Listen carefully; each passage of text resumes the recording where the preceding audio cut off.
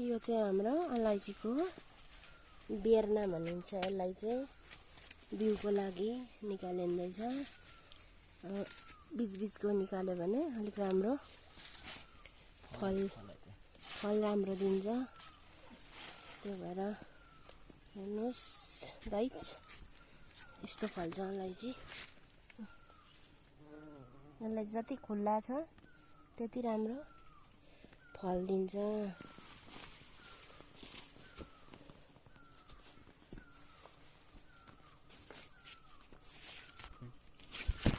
अलैँचीको बेर्ना हो यो चाहिँ।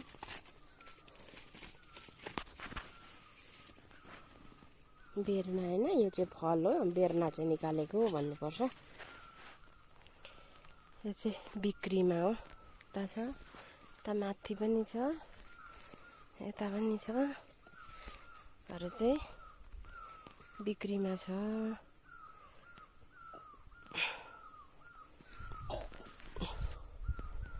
त्यो नयाँ गाछबाट पनि निकालिँदैछ। त्यहाँबाट छानेर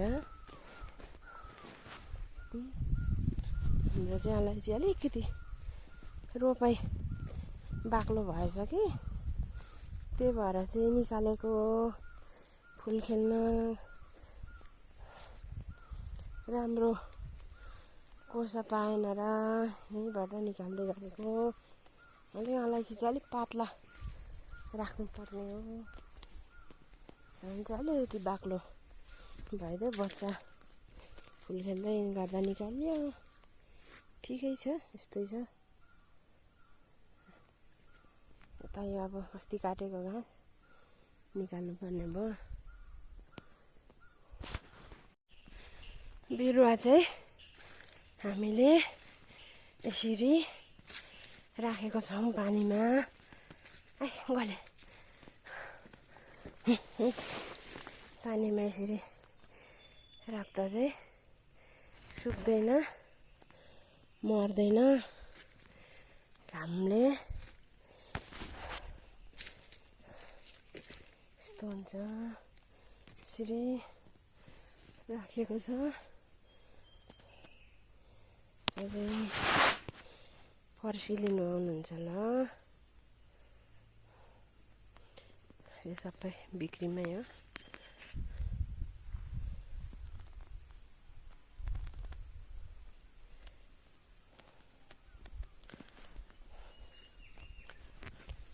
कसलाई चाहिन्छ सम्पर्क गर्नु होला।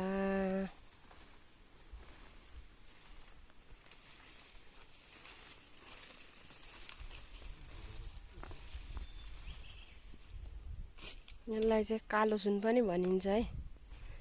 अहिले त कालो सुनकै भाउ, पहेँलो सुन र कालो सुनको भाउ उस्तै उस्तै पो भइसकेको छ। यसपालि धेरै रोप्नेले धेरै रोप्यो भने फेरि अर्को सालदेखि हुँदैन, घटिजान्छ। यस्तै छ। यता यहाँ मकैबारीतिर पनि लगाइदिएको छु मैले यसपालि। माथि गोठ छ घर, माथि इस्कुसबारी, यस्तै छ। यो मकैबारी, यो ढुसबारीतिर सबै लगाइदिएको छु नयाँ। यता उँधो चाहिँ पुरानो हो।